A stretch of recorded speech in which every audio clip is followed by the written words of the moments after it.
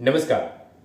તો મિત્રો, ખાસ કરીને આ વિડીયોના માધ્યમથી આપણે વાત કરવાની છે કપાસ બજાર અંગેની સ્થિતિ અને કોટન કોર્પોરેશન ઓફ ઇન્ડિયા દ્વારા જે કપાસની ખરીદી થઈ છે તે બાબતની મહત્વપૂર્ણ અપડેટ આ વિડીયોમાં જોશું, તો વિડીયોને છેલ્લે સુધી જોવા વિનંતી। તો મિત્રો, ખાસ કરીને આ વખતે કપાસનું જે વાવેતર છે તે પણ ઘટ્યું હતું અને તેની સામે જે વિવિધ એજન્સીઓ દ્વારા રિપોર્ટ આવી રહ્યો છે તે મુજબ ખાસ કરીને ભારત લેવલે જે કપાસનું ઉત્પાદન થવાની ધારણા છે તેમાં ગત વર્ષ કરતાં આ વખતે ઉત્પાદન ઘટવાની ધારણા વિવિધ એજન્સીઓ વ્યક્ત કરી રહી છે,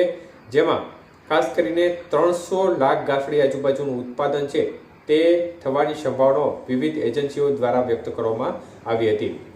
તો ગત વર્ષ કરતાં આ વખતે ઉત્પાદન જે થવાની શક્યતાઓ છે તેના કરતાં વધુ ઉત્પાદન ઘટે તે પ્રકારની સંભાવનાઓ પણ દેખાઈ રહી છે, કારણ કે અત્યારે ઘણા ખરા ખેતરોમાં કપાસ છે તે નીકળી ગયા છે। તો મિત્રો, આ વખતે વાવેતર ઘટ્યું સાથે સાથે ઉત્પાદન પણ ઘટ્યું છે અને તેની સામે સ્થિતિ એવી છે કે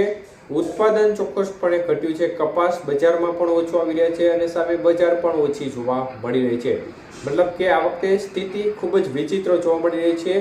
ભાવ પણ નીચા છે અને ઉત્પાદન પણ ઓછું ભારતમાં થવાની સંભાવનાઓ છે। ત્યારે આ સ્થિતિ થવા પાછળના શું કારણો જવાબદાર છે તે વિશે વાત કરીએ તો મિત્રો, ખાસ કરીને જે અન્ય વૈશ્વિક દેશો છે જેમાં બ્રાઝિલ, અમેરિકા, આર્જેન્ટિના જેવા દેશો છે જેમાં કપાસનું જે ઉત્પાદન છે તે નોર્મલ કરતાં વધુ થયું છે અને આપણો કપાસ છે તેના કરતાં પણ એ દેશો છે તે સસ્તો કપાસ વેચી રહ્યા છે, જેની અસર ભારતને પડી રહી છે અને ભારતનો નિકાસ છે તેમાં જે આ બીજા દેશોનો કપાસ છે તે અવરોધરૂપ સાબિત થઈ રહ્યો છે, એટલે ભારતના કપાસને આની અસર પડી છે।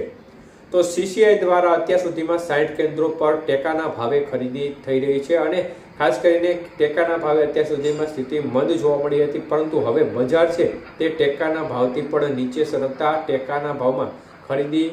છે તેમાં વધારો થયો છે અને ખેડૂતો ટેકાના ભાવે વેચવા મજબૂર બન્યા છે। ખાસ કરીને અત્યાર સુધીની સ્થિતિ જોવા જઈએ તો સીસીઆઈ દ્વારા ગુજરાત લેવલે 2.5 લાખ ગાંસડીના કપાસનું જે ખરીદી છે તે કરવામાં આવી છે, જ્યારે દેશ લેવલની સ્થિતિ જોવા જઈએ તો અત્યાર સુધીમાં સીસીઆઈ દ્વારા 42 લાખ ગાંસડી કપાસની ખરીદી સીસીઆઈ દ્વારા કરવામાં આવી છે। એટલે હાલની સ્થિતિ પ્રમાણે ટેકાના ભાવથી પણ નીચે બજાર સરકી ગઈ છે અને આ સ્થિતિ પાછળ જવાબદાર અનેક વૈશ્વિક પરિબળો છે અને જો આ સ્થિતિ રહેશે તો આગામી વર્ષે કપાસના વાવેતરમાં હજી પણ જે આ વર્ષે વાવેતર થયું છે તેના કરતાં પણ મોટું કાપ મુકાઈ શકે છે, કારણ કે અત્યારે ખર્ચા વધી ગયા છે, સામે બજાર મળતી નથી, જેને પરિણામે આ વખતે સ્થિતિ એવી છે કે વીઘે અમુક ખેડૂત મિત્રોને 5-7 મણ તો અમુક ખેડૂત મિત્રોને 10-12 મણ અને અમુક ખેડૂત મિત્રો છે તેને 15-17 મણના ઉતારા મળ્યા છે, જે એક પ્રકારે ખૂબ જ નુકસાનકારક સાબિત થયા છે તેમના માટે, કારણ કે જે ખર્ચા કર્યા હતા તેમાં ખાસ કરીને પહેલો બીજો ફાલ આવ્યો હતો તેમાં વરસાદે નુકસાન કર્યું હતું અને ત્યારબાદ ગુલાબી ઈયળે નુકસાન કર્યું અને છેલ્લે ભાવમાં ખેડૂત મિત્રો ઢબરાયા છે। એટલે આ વખતે કપાસની સ્થિતિ છે તે ખેડૂતો માટે ખૂબ જ દયનીય દેખાઈ રહી છે અને એક પ્રકારે પડ્યા ઉપર પાટા જેવી સ્થિતિનો માહોલ આ વખતે કપાસની બજારમાં જોવા મળી રહ્યો છે અને ચોક્કસપણે આગામી વર્ષે કપાસના વાવેતર આ સ્થિતિને જોતા ઘટવાની પૂરેપૂરી સંભાવનાઓ ચોક્કસપણે દેખાઈ રહી છે। તો અત્યારે સીસીઆઈ દ્વારા જે ખરીદી થઈ રહી છે તે ખરીદી સેન્ટર પર તમામ ખેડૂત મિત્રો અત્યારે બજાર નીચી હોવાથી ત્યાં જે તમારો કપાસ પડેલો છે તે વધુ સંખ્યામાં વેચવા ખેડૂત મિત્રોને વિનંતી છે।